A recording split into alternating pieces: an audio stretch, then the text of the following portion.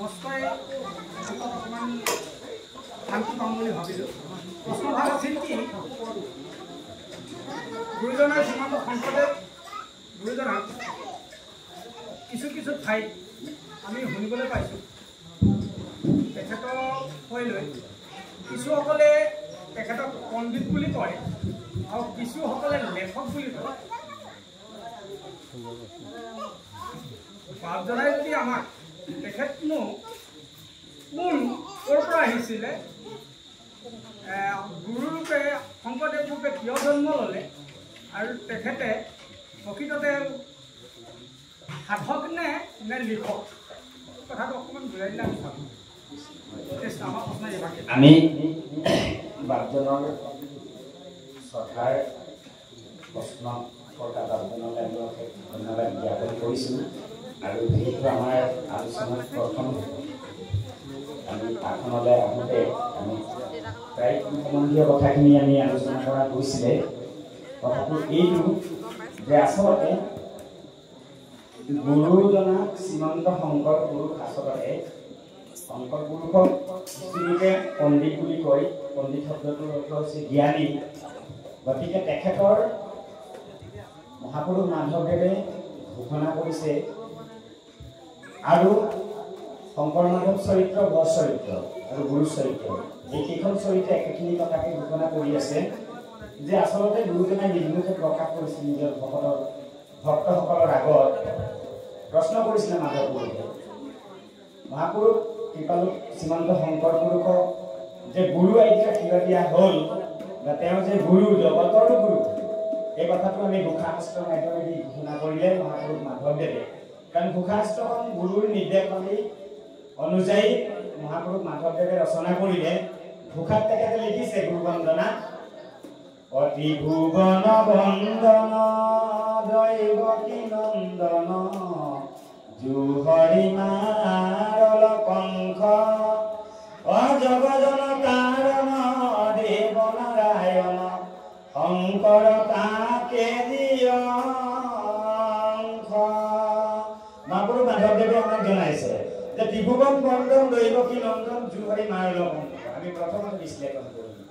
জগজন তাৰণ দেৱ নাৰায়ণ শংকৰ তাকে দিয়। গতিকে শংকৰ গুৰুজনাই সেইজন নাৰায়ণ যিজন নাৰায়ণে কংকক ডেঙি চেপি হওক যেনেকৈ হওক তেওঁ বধ কৰিছে, সেইজন নাৰায়ণৰে অংশ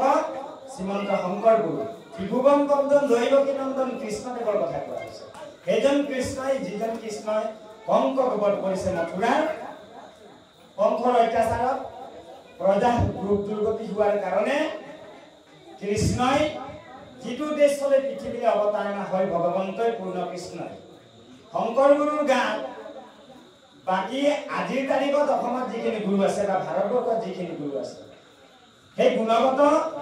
চাৰিত্ৰিক বৈশিষ্ট্যসমূহ কিন্তু বাকীখিনি গুৰুত আপোনালোকে দেখা নাপাব। এই কথাটো ধ্ৰুৱ সত্য। কাৰণ গুৰু হ'বৰ কাৰণে জেনেৰেল মানুহে গুৰু হ'ব নোৱাৰে।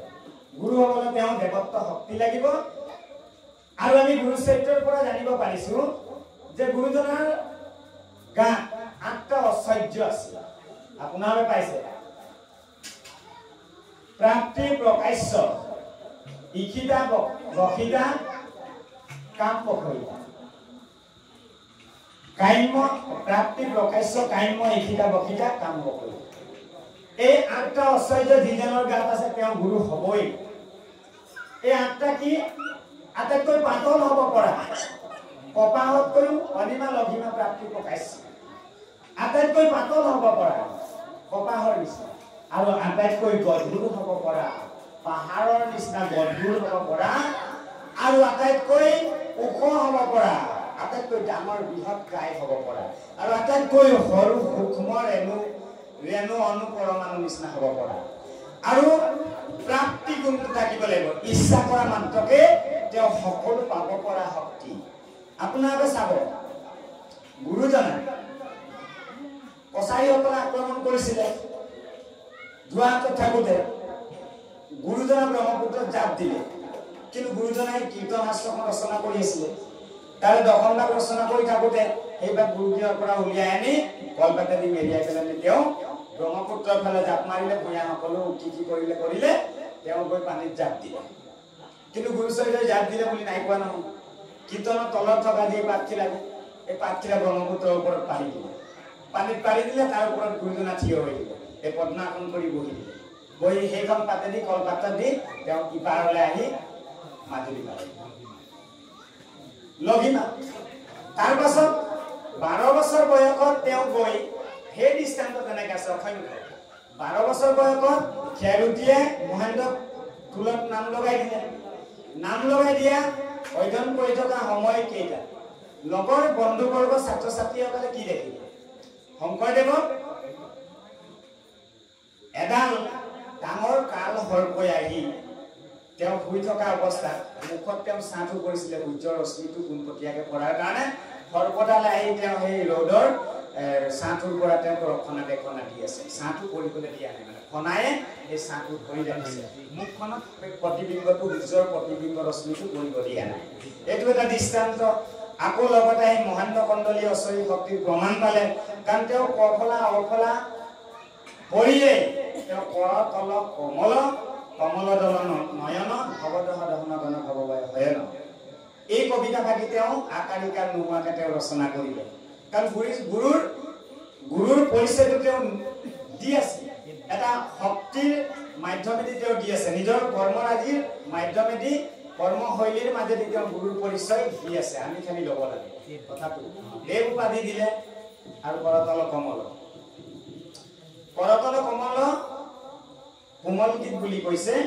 এইটোক যদি সুৰ অনুসাৰ লগাই গাব খোজে তেতিয়া এটা সুৰ আছে আৰু তাত সম্পূৰ্ণ ভগৱন্তৰ ৰূপ বৰ্ণনা হৈ আছে সাপৰ ওপৰত শুই থকা খনাই এনেকে কৰি থকা মেঘৰ গম্ভীৰ ধ্বনি ইত্যাদি ধৰণে গাই আছে সেইবিলাক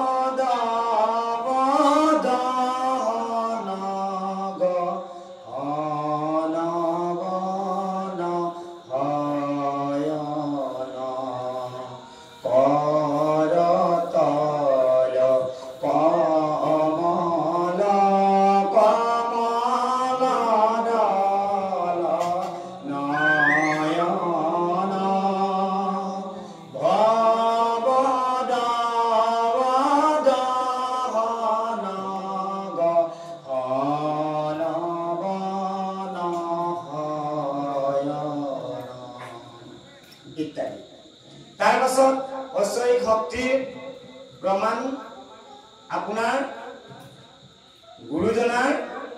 निजा गृहतो दिले केबाबारो दिले आपनाहबे जाने এটা কথা কৈ দিছো বাৰু গুৰু চৰিত্ৰৰ পৰা একেটা নিজ মুখ পদ্মহন্তে ৰেকৰ্ড কৰিছিলে যে আনবাৰ অৱতাৰ যিমানবাৰ ধৰিলো আন অৱতাৰত অষ্টক ধৰিয়া জিনিলো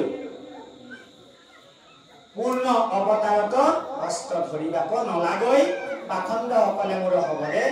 ভাগৰে এই কথাটো গুৰু চৰিত্ৰই নিৰ্ধাৰণ কৰিলে যে পূৰ্ণ অৱতাৰত মই আনবাৰ অৱতাৰ বিলাকত অষ্ট ধৰি ধৰি দুষ্ট দমন শান্তক পালন কৰিলো কিন্তু পূৰ্ণতা অৱতাৰত মই অষ্ট ধৰিব নালাগে বোলে মোৰ মুখৰ পৰা যিবিলাক বাণী ওলাব সেই বাণী বিলাকে তৰুৱালতকৈ বেছি কাম কৰিব আৰু পাখণ্ড সকলে বোলে ভাগি যাব ভগালে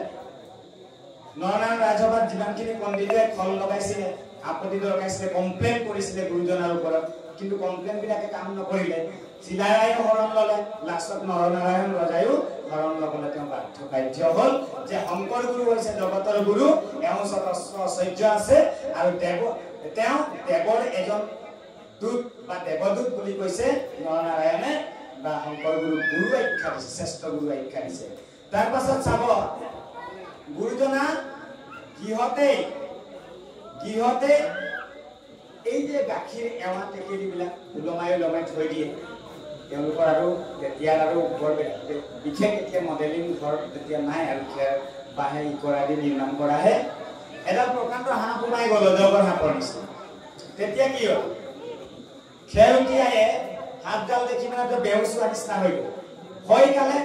দৌৰি মানে একদম গোটেই পৰিৱেশটোৱে গণ্ডগোল কৰি দিলে সাপ বুলি তেতিয়া গুৰুজনাক মাতিলে খুব চিঞৰি চিঞৰি মাতিছে গুৰুজনাৰ ওচৰলৈ গৈছে একদম কম বয়সত মহেন্দ্ৰ তুলত 6 বছৰ শিক্ষা গ্ৰহণ কৰি যেতিয়া ঘৰ গৈছে প্ৰায় 18 বছৰ হ'ল তেতিয়া কি হ'ল গুৰুজনাই দেখিলে যে এডাল প্ৰকাণ্ড সাপ এই সাপে গাখীৰ চাকিৰ আদি দৈ চৈ চুই পেলাই এতিয়া অপবিত্ৰ কৰি বিষ বিয়পাব গতিকে সাপডালক কেনেকৈ মাৰিলে গুৰুজনাই সাপডালক কেনেকৈ মাৰিলে নেগুৰত ধৰি ঘূৰাই ঘূৰাই ঘূৰাই ঘূৰাই মাটিত ঠেকেচি দি পেলানি সাপডালক মাৰি পেলালে সাপডাল কোন আছিল আপোনালোকে জানে ডাঙৰ সাপ এডাল যে সোমাইছিলে শংকৰ গুৰুৰ গৃহত এই সাপডাল পূৰ্বত সত্ৰাজিতে যে মিছা কলংক দিছিলে কৃষ্ণ কলংক দিয়া নাই কৃষ্ণ মোৰ পৰখেন নামৰ ভাতৃক তৈব দেবী মণিটো বিচাৰি আছিলি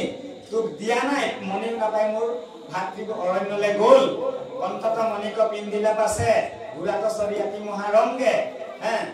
মৃগ মাৰি ফুৰে বিজু বনে অকলহৰে প্ৰখেনক পাই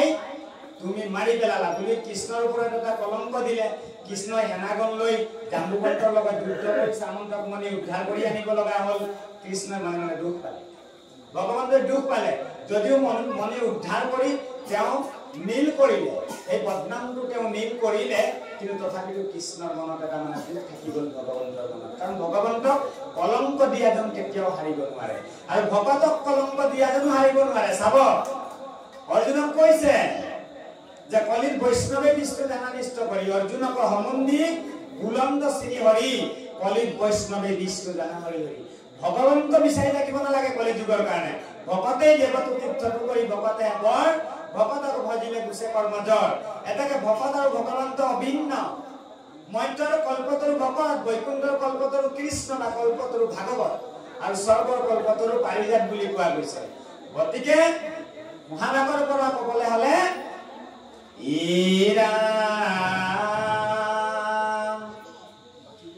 ইৰাম হৰিৰ পৰম প্ৰিয়তম নাই হৰিব কত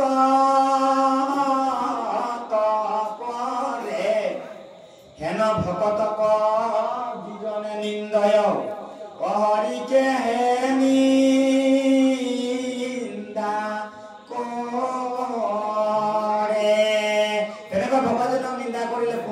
ডাইৰেক্টলি হৰিক নিন্দা কৰা হয় এই হৰিয়ে দুখ পাই পেলাই পাছত কি কৰিলে সাপ বনাই থৈ দিলে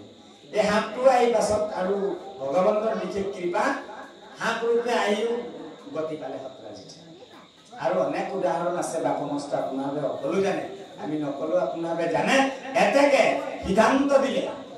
শংকৰম যে মনুষ্য বুদ্ধি কৰবন্তি নৰাধম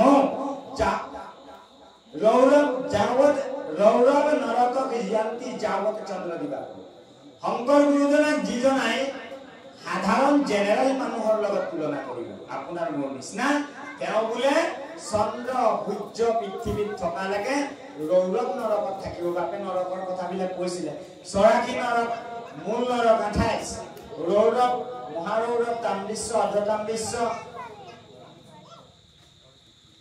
এনেধৰণে 28টা মুখ্য নৰকৰ কথা কোৱা হৈছে গতিকে শংকৰ গুৰুজনা সাধাৰণ মানুহৰ লগত যিজনে তুলনা কৰিব সেইজনো চন্দ্ৰ সূৰ্য থকালৈকে ৰৌৰৱ নৰকত থাকিব বুলি এটা সিদ্ধান্ত দিলে এতেকে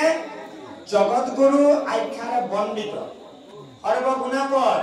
বাদ্য বিকাৰৰ গীতিকাৰ হয়নে গীতিকাৰ দাৰ্শনিক বৈজ্ঞানিক তেখেতৰ উপমা নাই অনন্ত উপমা তেখেতক কি ক'ব অনন্ত উপমা গতিকে ত্ৰিভুৱন বন্দন দৈৱকী নন্দন দুহৰি মাৰল বংশ জগতৰ তাৰণ দেৱ নাৰায়ণ শংকৰ তাকেৰি অংক কাৰণ যিবিলাক বেদশাস্ত্ৰ ব্যাসদেৱে লিখিবলৈ অনন্ত কাল লগালে হাজাৰ কাল লিখোতে ব্যাসদেৱে লগালে 14 শাস্ত্ৰ 18 পুৰাণ 14 ব্যাকৰণ 6 সংহিতা এইবিলাক ৰচনা কৰোঁতে ব্যাসৰ কত কাল লাগে